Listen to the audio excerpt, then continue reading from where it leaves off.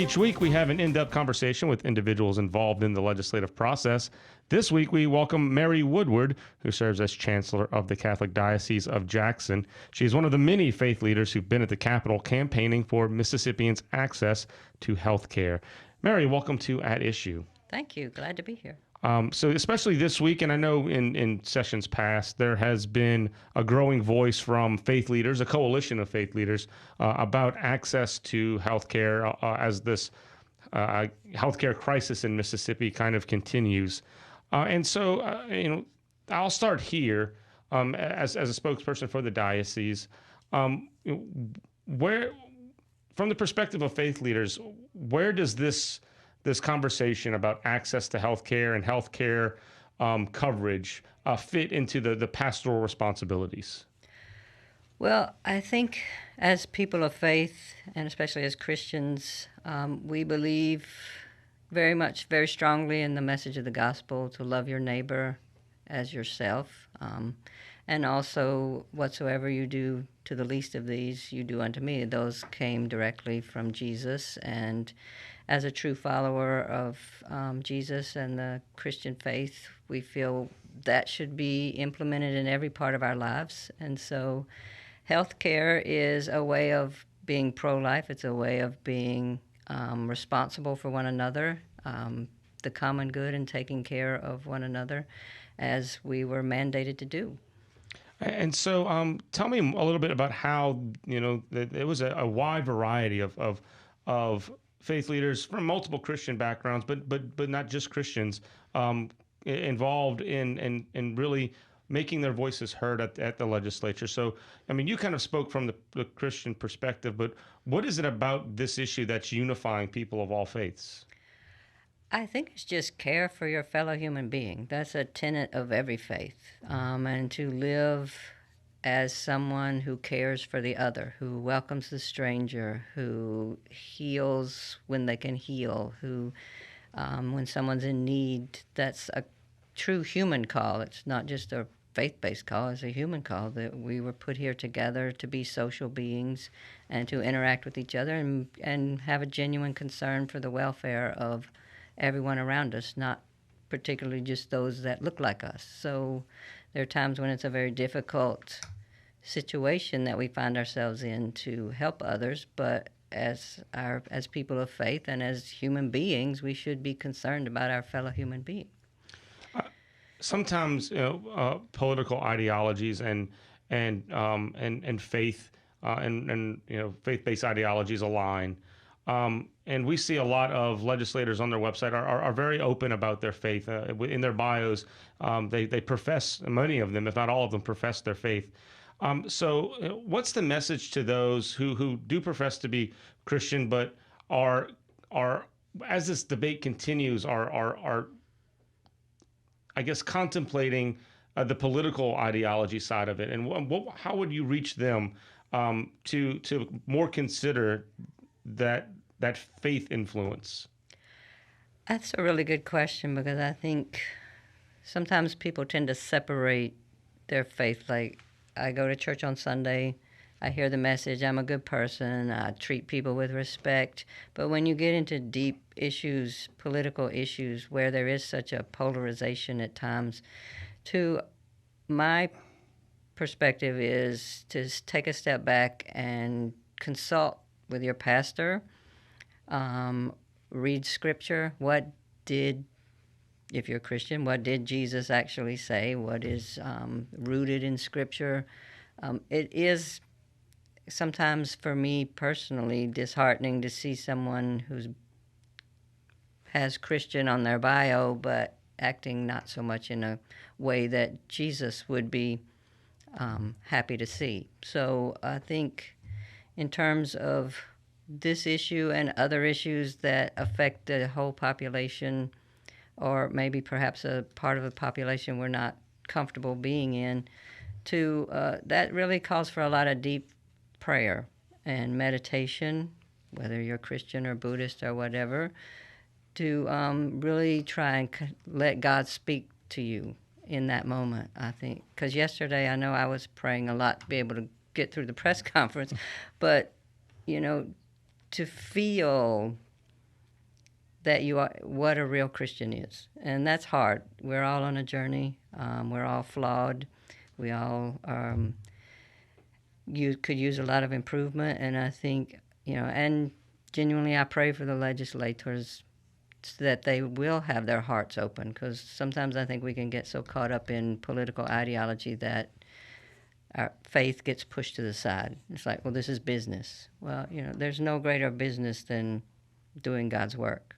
And we're all called to do God's work, not just ministers that work in the church. And with the growing presence and the voice at the Capitol, what has been the response, if any, that you maybe had personally or just anecdotally, like that of? What has been the response of lawmakers to not just doctors and business professionals and lobbyists, calling for expanded healthcare coverage, but people of faith, leaders in the faith community?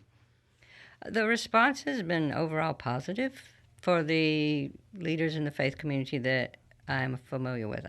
I'm not sure of some of the pastors of some of the legislators, but I do feel like they would urge what's best for for human beings to be put forth on the table and to allow the best form of legislation to come forward. So, after the press conference yesterday, we had the unfortunate incident of the pastor who collapsed there, and fortunately he's okay. And but that brought everybody together, and legislators that were present came together in the circle and prayed together for the man's well-being. So that was faith in action. It was also health care in action and the need for health care. So that was kind of a wake-up call for all of us to say, you don't know the day or the hour when something might happen like that. So fortunately, there were plenty of people around to help. So, but to have a legislator, a senator, come forward and say, let's get in a circle and pray, that meant a lot to me, because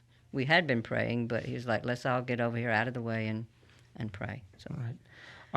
You mentioned how for you as a Catholic and for many Christians, this aligns with your pro-life kind of position on things. So I do want a slight pivot, if you don't mind. I mean, we were a couple of years away from the Dobbs decision. How would you assess Mississippi? Talking about the legislature still, but since then, how would you assess Mississippi's record on being pro-life with mothers and babies? After birth, the things that we've passed with postpartum. We were late to pass postpartum, but we've passed postpartum Medicaid extensions. But how would you assess the state of Mississippi, and what would you like lawmakers to do more when it comes to continuing your pro-life vision and caring for mothers and babies, once they're born in here? Right. That's really one of the things I feel where we're lacking in care for mothers who take a child to full term, and what resources are available for women who, like you said, had the late postpartum issue. It seems like we're always late. It's unfortunate. I feel like we're always late. But that's a huge issue in terms of, yes, we're pro-life, but that means once the child gets here, what do we have available in terms of resources?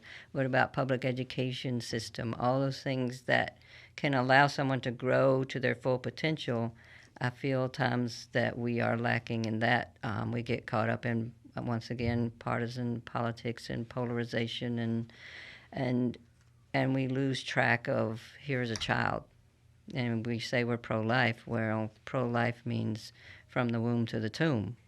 Capital punishment is another issue that if you're really pro-life, then capital punishment should be off the table. So I understand the grief and the pain caused to that family, but taking the life of the person that took their family member's life is not going to give you any. It's just more violence. And considering where you come from, I would assume and maybe imagine that that more focus on the path to reconciliation is what would be preferred there. Yes, rehabilitation, reconciliation, life in prison without parole. That's what God gave to Cain when he killed Abel. He said, "You shall wander the earth in isolation." It's It's cheaper. I believe it's even cheaper to do that than the constant appeal process Right, the and all appeal these process. things. So it's why add more violence, and why should you make citizens of a state participate in an act of violence in terms of taking another's life? I know that this person did terrible things, but everyone deserves a shot at redemption, and it's part of as people of faith, to help in that process of bringing that person to redemption. We've discussed a number of things. I like to leave the conversation a lot of times with giving you the opportunity to articulate something maybe we haven't already discussed. I think, being a lifelong Mississippian, I just am a little baffled that we tend to continue to do things that keep us in 50th place, and things that seem to be so clear and clear-cut for me and for our people of faith, and I don't want to say people of reason, that political ideology gets in the way of many times of doing what is right. And moral absolutes exist, universal truths exist. There are objective truths in the world. We tend to subjectivize things so that it fits into our vision of things, and we can rationalize that I'm a person of faith doing this. I think maybe read the Gospels again, and let's try and get out of 50th place. Let's do some positive things, and why would you leave this funding on the table just because you don't agree with the politics of the person who's going to be giving it to you? I just think we are depriving the people of Mississippi, and it's a beautiful state. I love being here. It's quite a paradox of life here, and the richness of the culture and the people, the spirit of the people, and the beauty of the people. It just seems we mire ourselves when we could be so much more. Well, thank you for your perspective. Mary Woodward serves as Chancellor of the Catholic Diocese of Jackson. Thank you. Thank you. For an extended version of our interview with Mary Woodward, please subscribe to our At Issue podcast.